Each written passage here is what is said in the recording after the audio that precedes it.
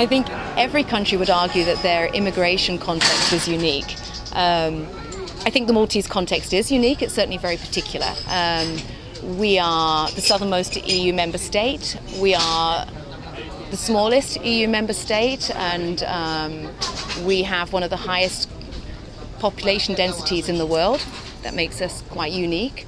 We're a small island.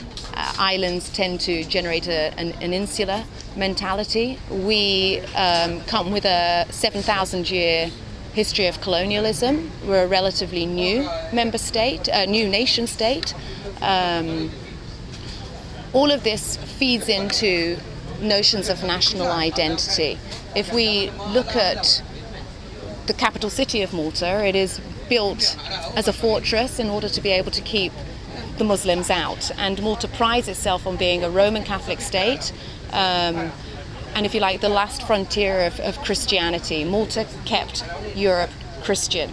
And I think this national narrative feeds into the discourse that is prevalent today.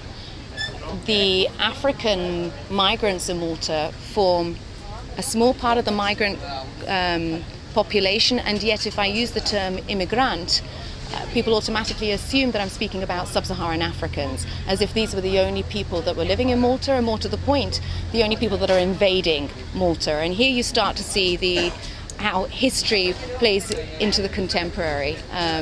It is discussed as if it is another invasion, and thereby a threat to the Maltese way of being.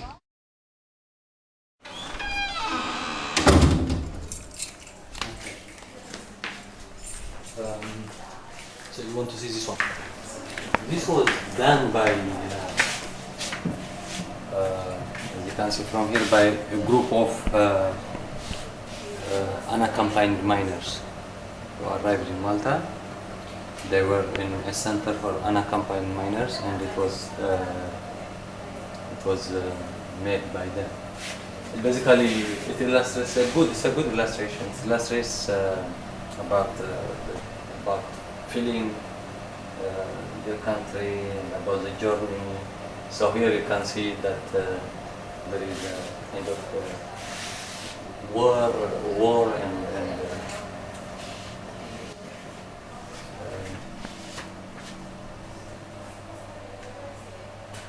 here people traveling across the Sahara, some dying, some imprisoned. So that's how people are traveling, under difficult circumstances. And here is a boat. As you can see here, people drowning with children. Yeah. I am Goitom Youssef, and I am from Eritrea. I left Eritrea by the end of 2005. I crossed the border to Sudan.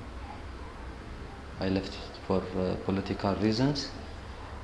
And then from Sudan, again I traveled across the Sahara Desert to Libya. It was a long journey. I spent one month in the Sahara Desert, and after a few months again I traveled from Libya and I arrived in Malta. It was a long journey, and it took me 9 months all in all.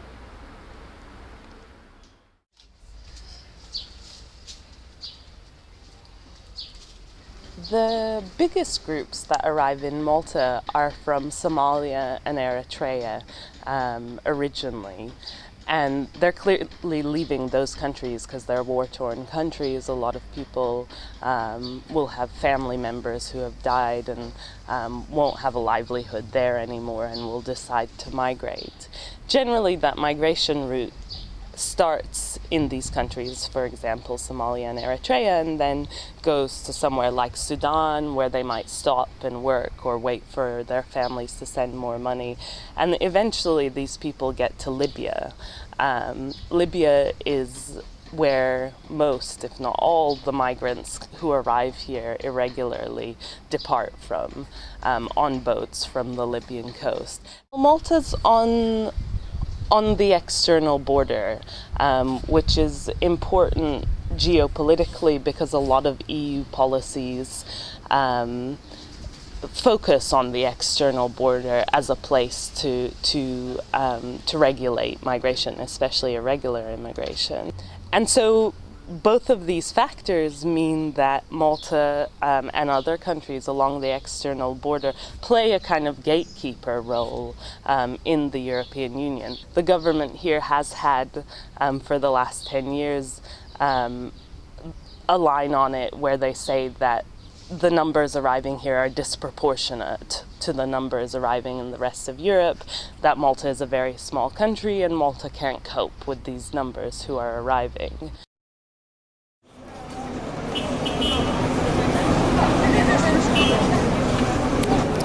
These are those that are, abandoned in the desert. You see, all these are dead.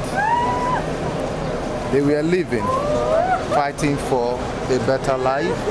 By one problem or the other, they leave their country, some with crisis, some with a poor family home, some with maybe politics, war, conflicts.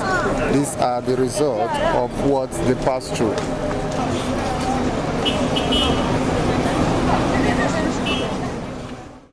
My name is Salvation Innocent Awehoi. I am a citizen of Nigeria, and I'm from Edo State, but I live in Jos before I left my country. And on our way going, the propeller of the Hilos developed fault. So they have to ask us to go down in the middle of the desert. Somebody was arguing with them. They brought out a knife and stabbed him in his hand. And the blood was flowing. So everybody scared. Because of that, we jumped down and he said he's coming back. He drove away. The first day, he did not return. The second day, he did not return. The third day to the 5th days, no rescue. So people start dying.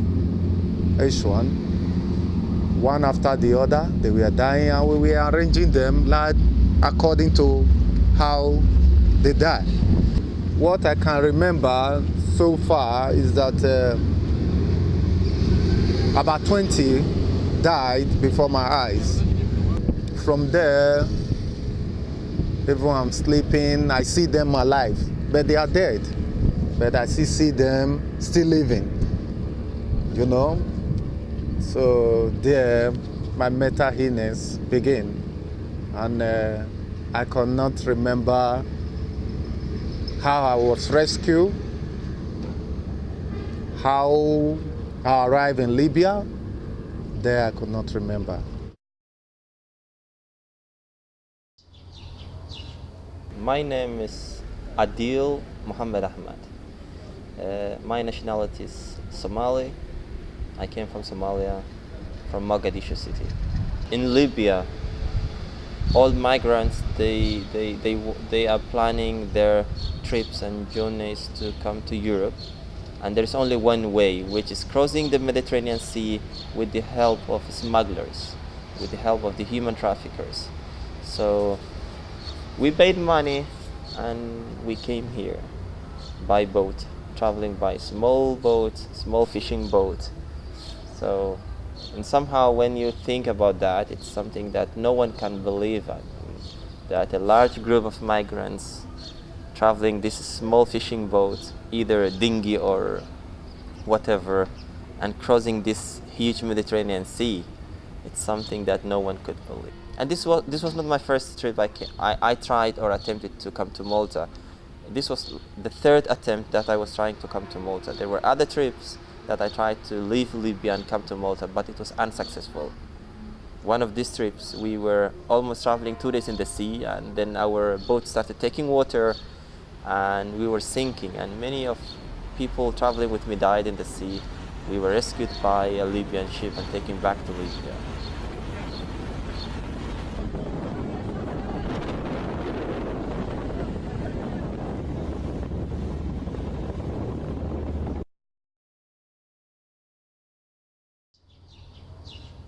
All illegal migrants who come to Malta without documents, without any papers, they are taken to the detention center. They spend time there in the detention between 10 to 18 months. We're like prisoners. We had nothing, you know, so that was our life. I mean, it was horrible life. You're a human being and you are just like put in a cage. To mention one center, there is a warehouse in Safi Detention Center. It's, as the name indicates, it's a big warehouse which was initially built not for people. It houses 200, 300 asylum seekers at a time. The way things are, these are people. We are not, we are dealing with human beings. Detention is, you know, same like prison, no difference. You understand? I can say someone who crossed through the sea, you will find he's traumatized because of what he has experienced crossing the sea. So I think it's not a good idea of a migrant being rescued at the same time being put in detention. It's not a good idea.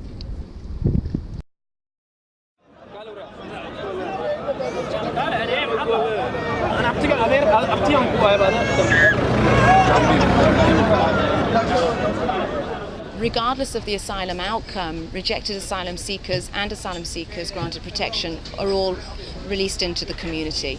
The difference for a person who has a rejected status is that they essentially have to remain in Malta in an ongoing limbo. It's clear now, 10 years on, that these people, some of these people are staying. Not all of them, but some of them are staying. And that it would be better for them as well as for Maltese society to really think about how they could integrate into this society, how to combat the racism that's still very prevalent. And so that would be, I think, the main way forward in terms of long-term integration. They have to apply, but even for India, everyone went in and that for that specific day or? they said I work as an awareness raising coordinator, coordinating awareness raising activities mainly in schools but also in the community. We have a group of refugee volunteers from different countries, and we organize activities such as sharing experience by refugees. The idea is basically to to provide an opportunity where refugees and the local population can come together and talk. At the moment, there isn't a clear policy with regard to integration of refugees in Malta. And there is a general attitude that migrants are here temporarily and should go somewhere else at some point. There is this kind of understanding. id-dar se noħroġ barra. Mela, Rashid, għada fil-ħodu, tomorrow morning, it's in the future, right? My situation now is I'm trying to find a job, and at the same time, normally I'm furthering my education as well. When I leave, I never think of Malta. I never think of Italy, because my situation was, all I was thinking was wherever I know that is safe for me is where I will be. If permits, I will stay. But if not permit, I can go somewhere else. That is the main truth. But my intention for now is not to go anywhere as far as I have my peace.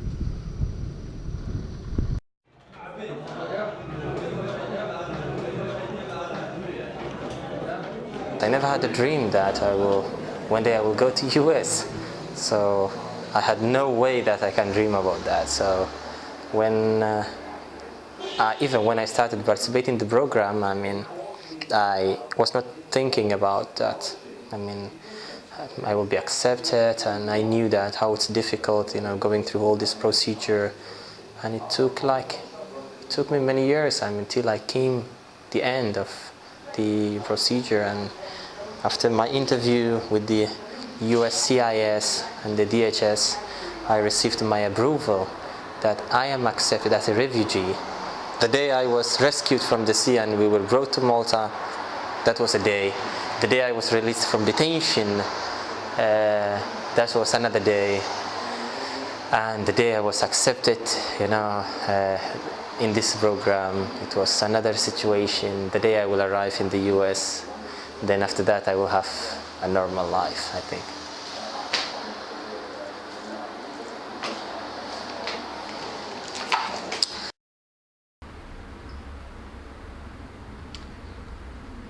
I just would like to say that to be a refugee is not easy. To be a refugee might mean that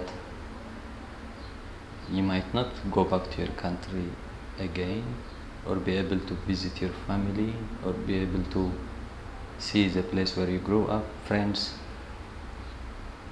You lose a big part of your life. To be a refugee is not someone who wishes to be. When people, speak about refugees, they have to take into account that the refugees have a story. They are people, they have emotions, they have feelings. At the end of the day, it's not about protection or getting a refugee status or getting documentation. It's about leading a normal life, about being a person with dignity, have family, and build a future. People have to take into account refugees, at the end of the day, are normal people, are individuals, and wish one day to be called normal person and remove this title of refugee.